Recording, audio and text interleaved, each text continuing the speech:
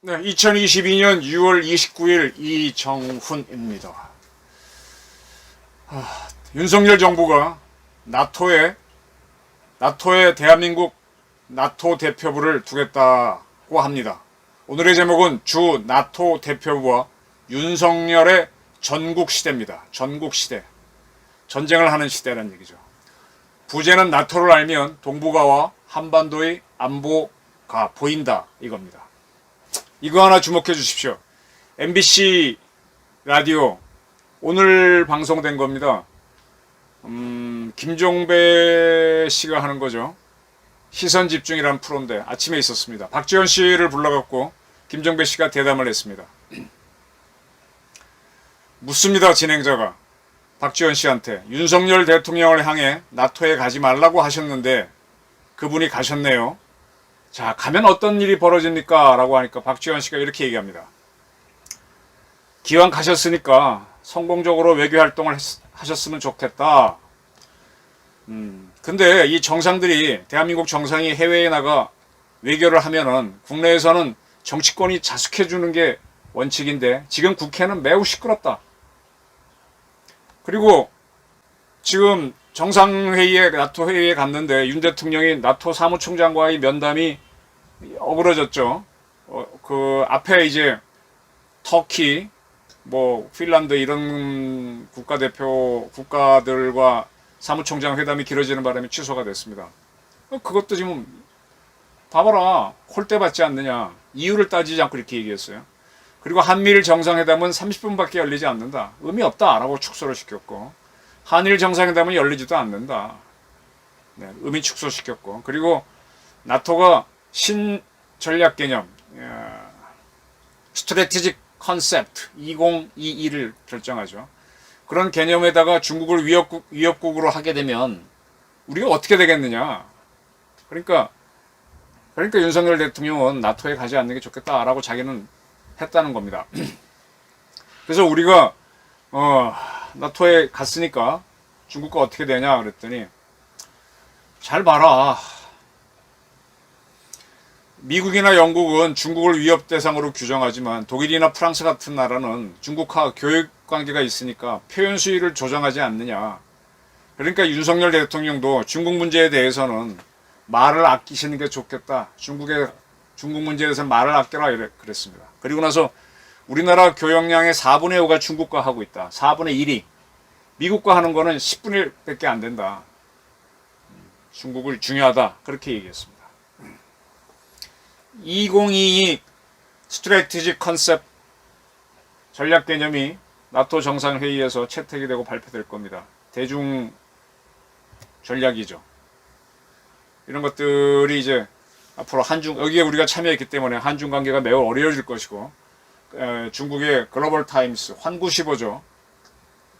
환구시보. 중국은 또 그걸 글로벌 타임스로 환구시보라고 쓰는데, 거기에서는 두 논설위원이 한국은 체스, 서양 장기가 체스인데 거기에 놓인 말밖에 안 된다. 쫄이다, 쫄.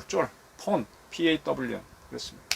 우리 바둑 둘 때 마상, 이런 게 포도 있지만 쫄도 있잖아요. 쫄이다. 근데 뭘 그렇게 까부느냐 그랬습니다. 자, 이런 가운데 또 이런 발표가 있었습니다. 김태효 차장이 현지에 따라갔는데 거기서 기자 브리핑을 했습니다. 윤석열 대통령은 한국과 나토 협력 의제의 폭과 지리적 범위를 확대하는 것에 대한 제안을 할 것이다 라고 밝혔습니다. 그리고 한국과 나토는 군사안보 협력을 넘어 새로운 전략적 안보 협력 관계를 문장화한 파트너십 프로그램을 체결할 방침이다. 박지원 씨 걱정이 무색할 정도로 더 나간다. 그리고 아주 중요한 얘기를 했습니다. 올해 하반기, 이제 7월부터는 하반기죠. 나토 본부가 있는 벨기에의 수도인 브뤼셀에 주 나토 대한민국 대표부를 설치하겠다 그랬습니다. 그리고 이 대표부를 통해 나토에서 발생하는 군사안보 문제에 대한 것에 우리가 접근을 하고 나토 조달청이 추진하는 여러 방산 사업에 대해서도 우리 기업이 입찰을 할 것이다. 도전할 것이다 그랬습니다. 제가 이 방송에서 한번 설명드렸죠. 우리가 미국과 이제 방산물자 조달 협정을 체결하게 된다. 그래서 이제 우리나라 방산업체가 미국 방산시장에 바로 진출할 수 있고 미국도 진출하게 됩니다. 우리가 서로 열어주는 거죠. 한미 국방조달협정이죠. RDP를 이제 체결해서 양국이 서로 방산협력을 한다 그러는데 이거를 더 확대해서 한국과 나토 간에도 서로 방산물자를 서로 수출할 수 있게 하자. 수입할 수 있게 하자. 그러니까 우리나라 무기가 유럽에도 수출하겠다. 그런 뜻을 김태효 씨가 밝혔습니다. 상당히 야심적인 전개입니다.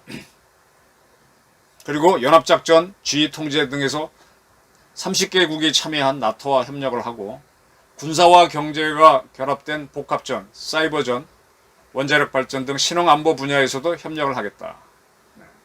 군산 복합체, 밀리터리 인더스트리 컴플렉스 시스템으로 간다라는 겁니다. 군산 복합체 그러면 굉장히 문제가 있는 걸로 얘기하는 분들이 많은데 사실은 군과 산업은 같이 가는 군산 복합체가 맞죠. 그리고 지금 윤 대통령은 현지에서 우리 참모들에게 조금 이해가 안 되는 표현인데 마드리드에 계시잖아요. 마드리드는 한국의 인도 태평양 전략과 글로벌 안보 평화 구상이 나토의 신전략 개념과 만나는 지점이다라고 얘기를 했답니다. 제가 왜 이해가 안 되나 그러면은 현재 문재인 정권은 신남방 정책을 펼쳤어요. 이건 경제 정책인데 안보 정책이 아닌데 인도 태평양 정책은 프리 앤드 오픈 인도 패시픽 스트래티지는 일본이 제안하고 미국이 받았던 거거든요. 인도 태평양 전략은. 근데 한국의 인도 태평양 전략이라고 그래서 윤석열 정부는 아직 그 인도 태평양 전략을 밝힌 게 없는데 왜 한국의 인도 태평양 전략이라고 그랬을까 좀 헷갈리고요. 글로벌 안보 평화 구상을 얘기했는데 글로벌 안보 평화 구상은 제가 잘 모르겠고 글로벌 안보 구상은 압니다. 글로벌 안보 구상은 시진핑이가 제의한 중국 중심의 동북아 패권 중국 중심으로 패권을 차지하자는 뭐 그런 겁니다.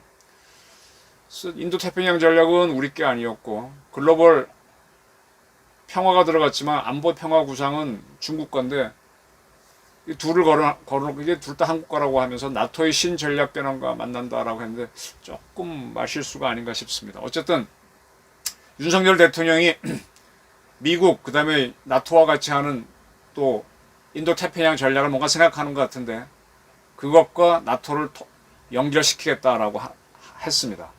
이러한 것들에 대해서 그러면 한중 간의 외교가 나빠지냐 그랬더니 대통령실은 우리는 지금 중국과 대만 해협 문제를 논의하러 나토에 온 건 아니다라고 딱 잘랐습니다.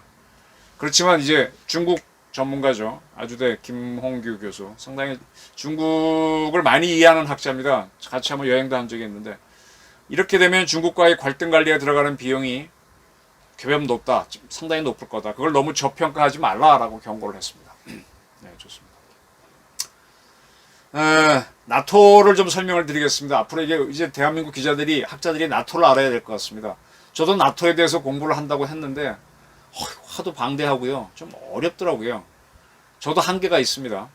근데 아마 더 많은 분들은 잘 모르실 겁니다.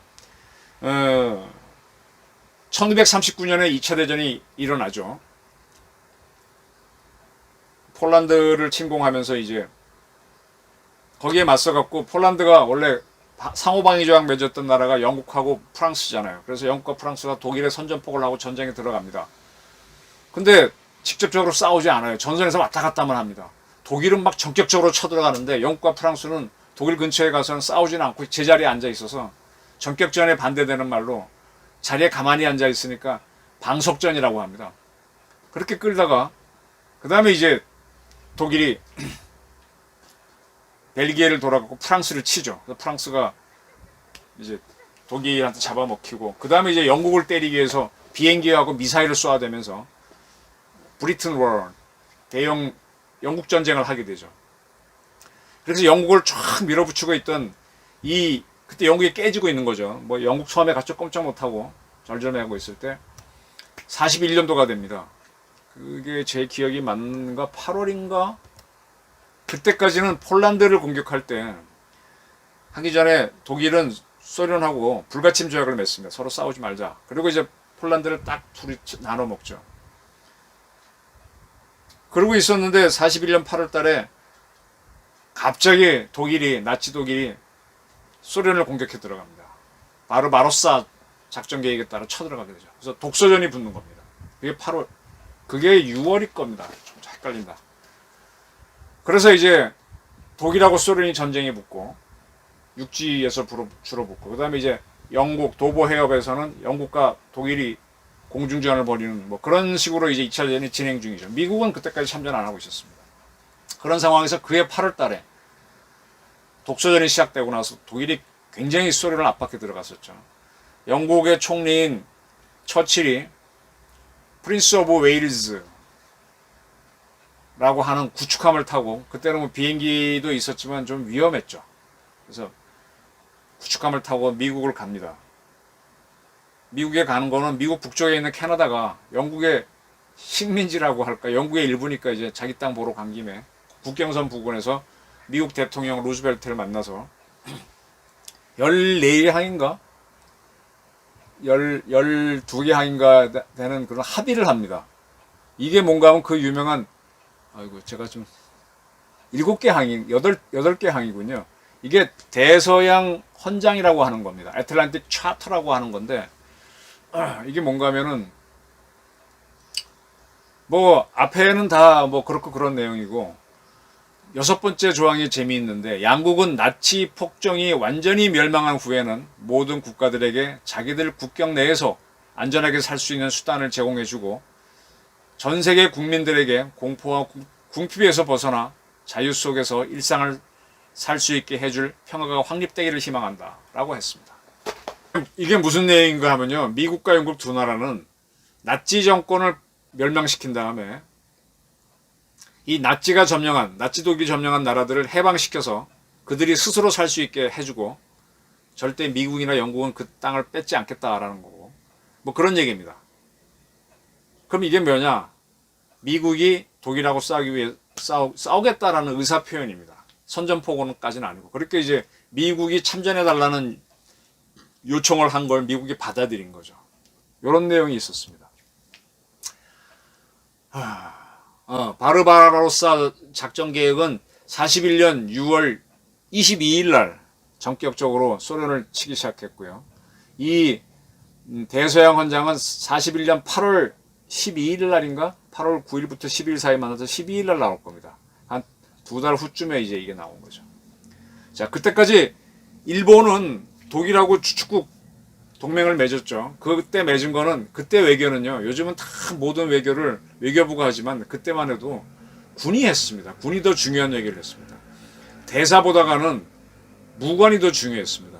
그때 일본 군부의 무관이 독일 군부를 만나서 주축국 동맹을 맺었죠.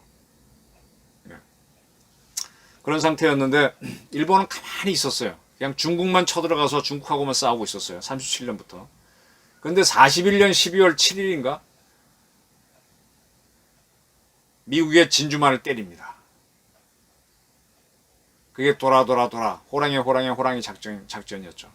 때리니까 미국이 그러지 않아도 독일과 싸우는 영국을 돕기 위해서 유럽으로 참전하겠다라는 준비를 하고 있었는데 꽝 일본한테 맞으니까 독일의 동맹국인 일본한테 맞으니까 미국 의회가 즉시 일본에 대해 선전포고를 합니다. 그때 제가 봤던 그때 한참 언론 공부할 때 보니까 재팬이라고 안 쓰더만요. 잽. 우리가 중국 사람들을 떼놈, 일본 사람들을 외놈 그러듯이 재팬 그러면 일본이지만 잽 그러면 외놈 같은 겁니다. 잽 hits us. 일본 놈이 외놈이 우리를 때렸다 이런 식으로 제목 봤더라고요. 미국 언론들도. 그래서 미국 의회에서 일본에 대한 선전포고를 하고 그러니까 나치 독일에서 뭔가 하면은 그런 일본을 도와주겠다며 동맹국고 그리고 이제 선전포고를 한 미국을 상대로 선전포고를 합니다. 그러니까 미국 의회가 다시 한번 독일을 상대로 또 선전포고를 합니다. 미국의 의회가, 미국에서는 상원이 미국을 대표하기 때문에 선전포고는 미국 상원이 하는데, 아마 이 독일하고 선전포고한 게 마지막 선전포고입니다. 지금까지는 그리고 선전포고가 없을 거예요. 대개 최후 통첩이나 뭐 자동 개입으로 전쟁을 했지, 미국은 선전포고를 없습니다. 그리고 이제 미국이 유럽과 아시아 태평양에서 두 개의 전쟁을 수행하면서 이제 승자가 되죠. 이렇게 승자가 돼 가면서 이 연합국들을, 영국, 처음엔 미영 두 나라죠. 근데 이제 거기에 합류하는 여러 나라들, 독일에게 점령됐다가 두 나라 해방시킨 나라들 자꾸 참여시켜서 갖고 하나의 국제기구를 만듭니다. 그게 유엔이 됩니다. 그래서 미국이 그 나라를 다 모아갖고 일본한테 항복을 받아내요. 그게 샌프란시스코 강화조약입니다. 그때 그 연합국 모임에 불참한 나라가 소련이죠. 그러나 유엔은 참여합니다. 그리고 이제 그렇게 해서 이제 무슨 설명이냐, 대서양 헌장부터 쭉 해갖고 유엔이 만들어진 겁니다. 그 다음에 나중에 유엔이 만든 다음에는 이 전쟁에 일으켰다 패전한 독일과 일본도 여기에 참여합니다. 패전 이후에 만들어진 두 나라는 과거 전쟁을 일으킨 나라가 아니라 좋은 나라이기 때문에 참여하는 거고, 그래서 유엔이 굉장히 큰 세계 기구가 됩니다. 그런데 유럽에서 그렇게 한참 유엔을 확대해 가고 있을 때, 같은 연합국인 미국하고 소련이 연합국이잖아요. 독일 전쟁을 같이 했잖아요. 둘이 틀어집니다. 공산주의하고 비공산주의. 이때 앞장섰던 정치인이 윈스턴 처칠입니다. 그래서 그는 이제 루즈벨트가 죽고 난 다음에 그때 부통령이었던 트루먼이 대통령이 되는데, 2차 대전 끝날 때 처칠은 영국 총리에서 선거에서 져서 이제 자유인이 됩니다. 그때 소련이 이제 자기네가 해방시킨, 독일이 먹었던 나라들 해방시킨 다음에 다 공산주의 정권을 만드는 걸 보고 그 트루먼의 고향을 찾아가서 유서 깊은 동유럽의 유명한 그 도시들, 부다페스트, 뭐 베를린 쭉 걸어나면서 거기에 아이언 커튼, 철의 장막이 쳐지고 있다는 유명한 연설을 합니다. 거기에 미국 언론들이 동의하면서, 야, 이제는 독일을 무너뜨렸지만 이제는 공산주의와 싸워야 된다라고 하면서 그 운동이 일어나면서 이게 이제, 그러면서 이제 공산주의에 대항하기 위해서 미국과 영국 중심으로 나토가 만들어지는 거죠. 그래서 원래는 이제 패전한 독일에서 새로운 정부를 만든 다음에 그 나라를 상대로 강화조약을 맺어야 되는데, 강화조약을 못 맺고 미국과 영국, 프랑스가 차지한 지역에다 그냥 정부를 만들어주고 난 다음에 거기도 군대를 만들어줘요. 근데 그 군대는 독일 소득 예산으로 키우지만 그 군대의 지휘 통제는, 사용은 나토가 하게 됩니다. 그래서 독일은요, 지금도 군사자주권이 없어요. 지금도 나토가 독일군을 지휘합니다. 그렇게 해서 딱 군사동맹체를 만들어요. 근데 이것도 결국은 미영이 만든 거기 때문에 대서양 헌장에서 시작돼서 나토가 만들어지는 겁니다.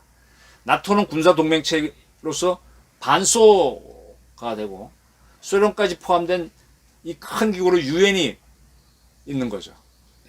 그런 상태에서 이제 독일에서, 유럽에서 미소 간의 대립이 심해지니까 이걸 그 당시 미국 신문 기자가 콜드 워라고 하면서 이제 책을 냈습니다.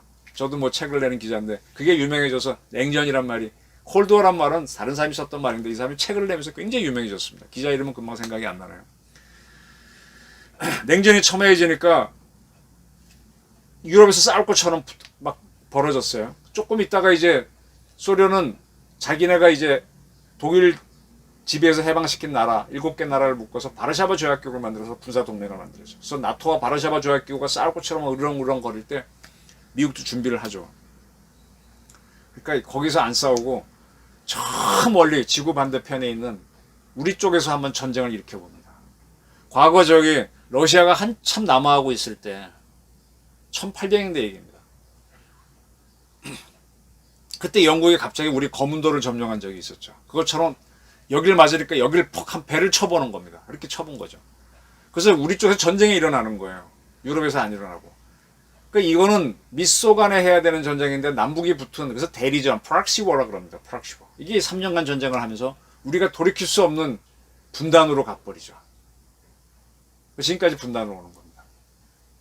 근데 그때 미국은 이 동북아를 어떻게 하기 위한 군사기구는 못 만들었어요.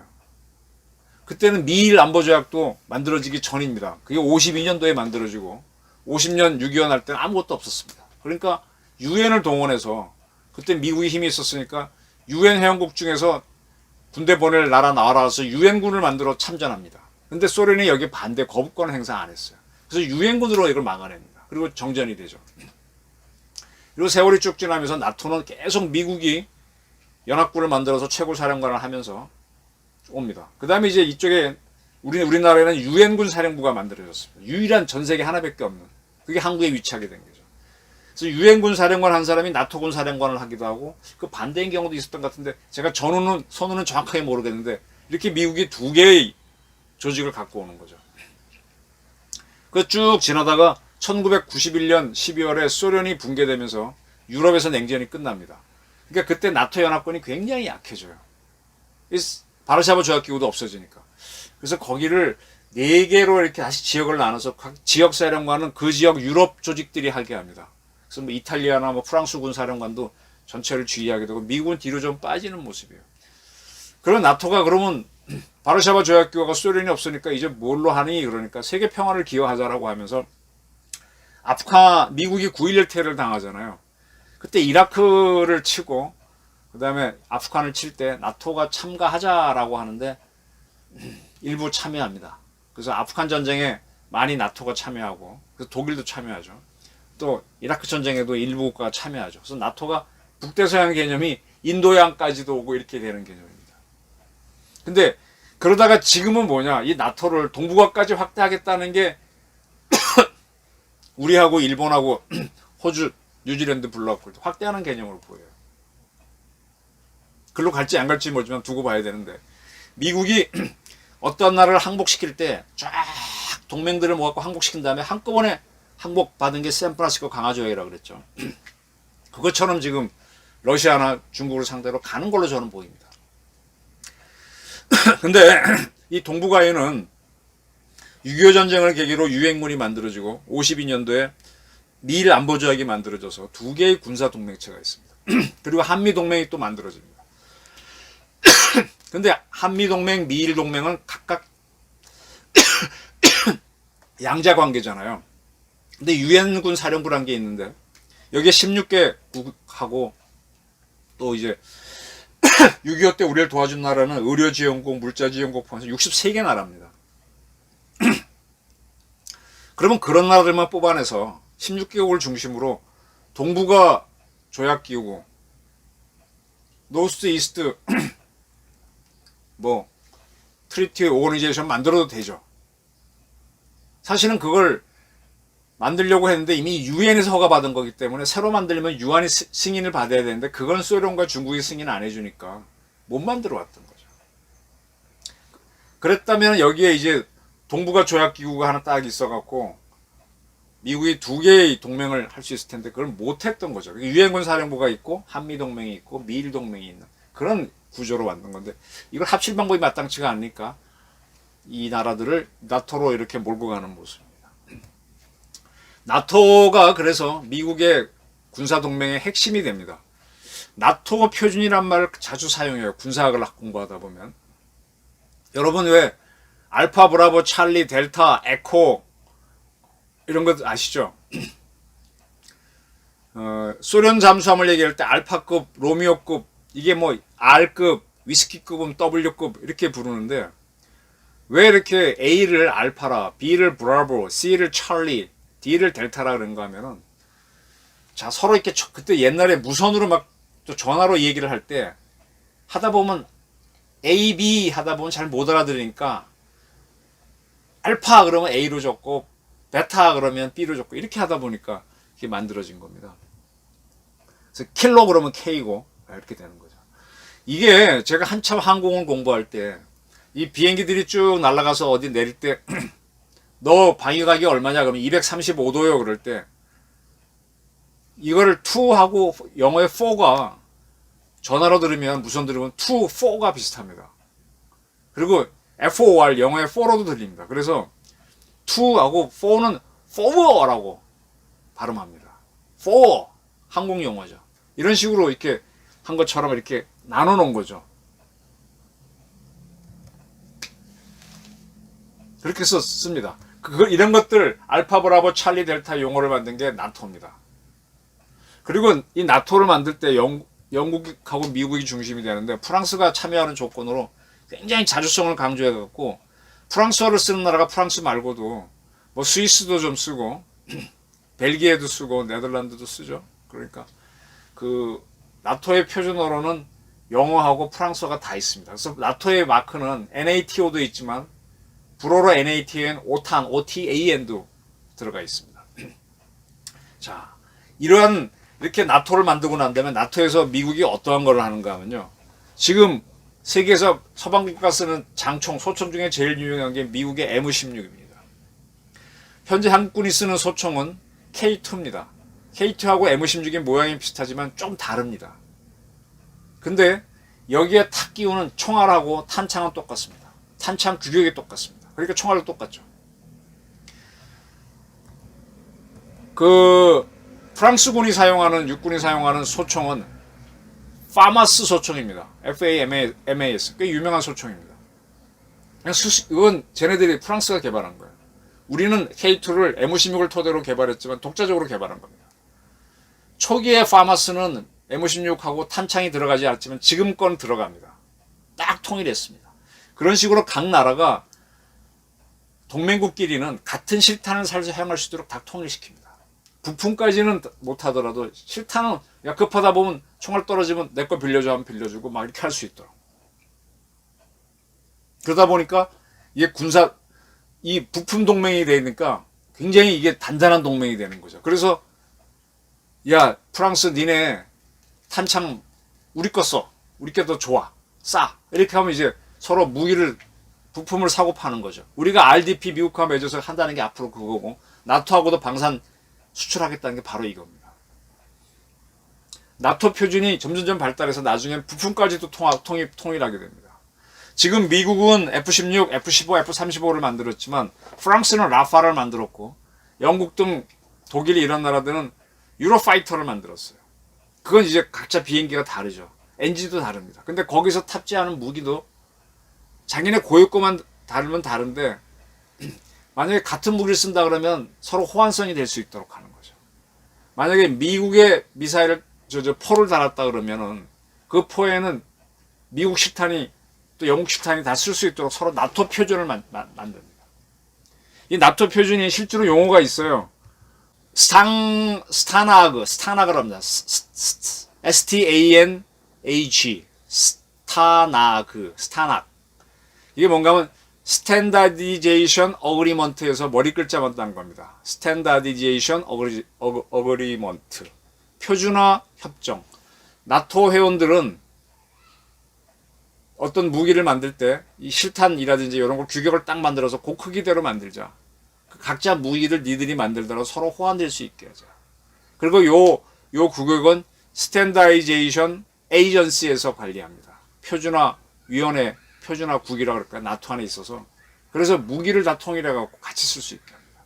이게 굉장히 중요합니다. 그래서 지금 대한민국 군이 만드는 무기들이요.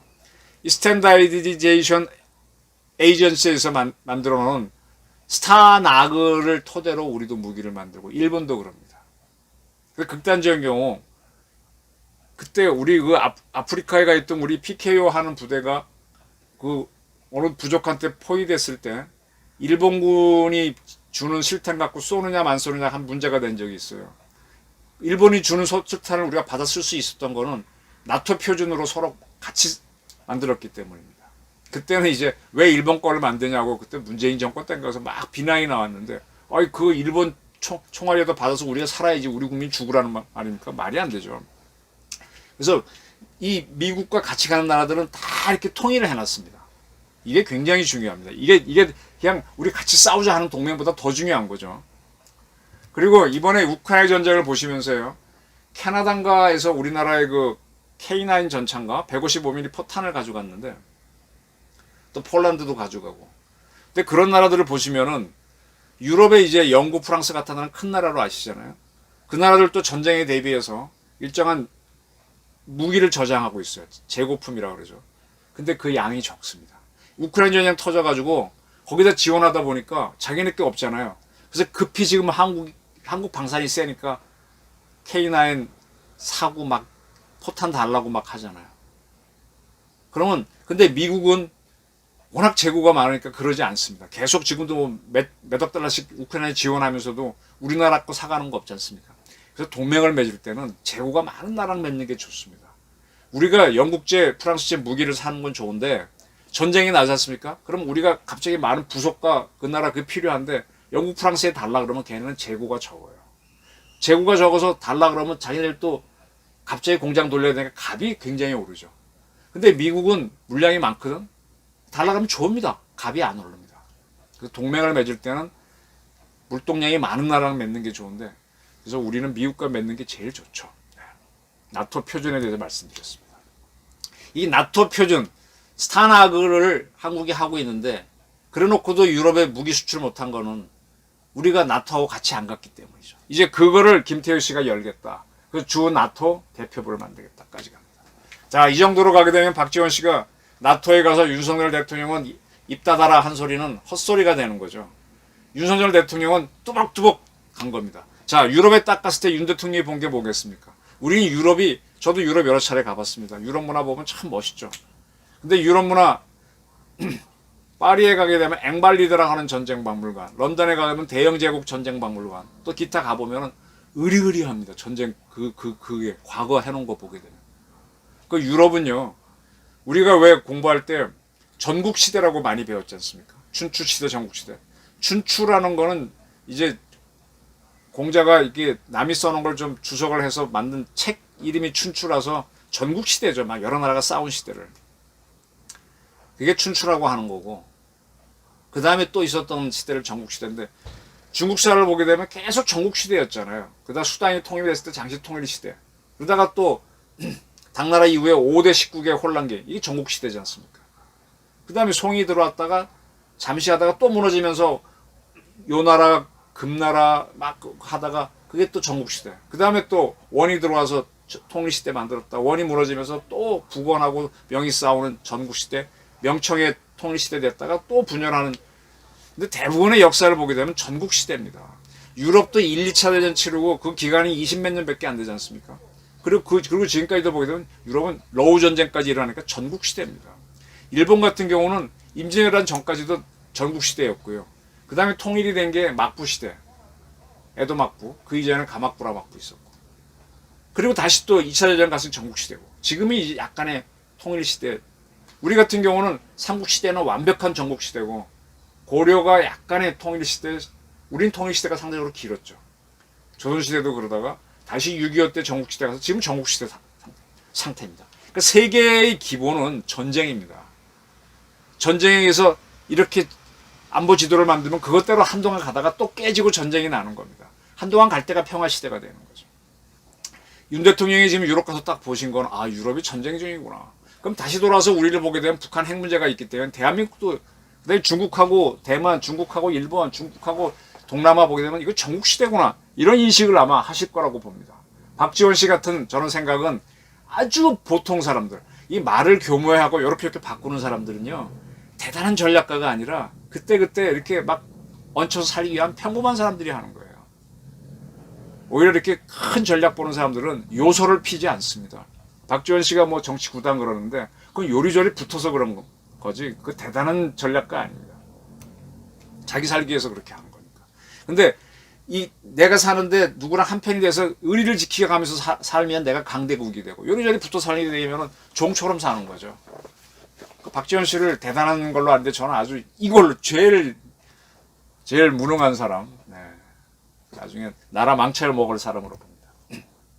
자, 이렇게 이제 윤석열 대통령이 유럽에 갔다 와서 전국시대를 보고 오면 대한민국도 북한하고 전국시대지 않습니까? 자, 북한이 핵실험은 어떻게 할 것이냐.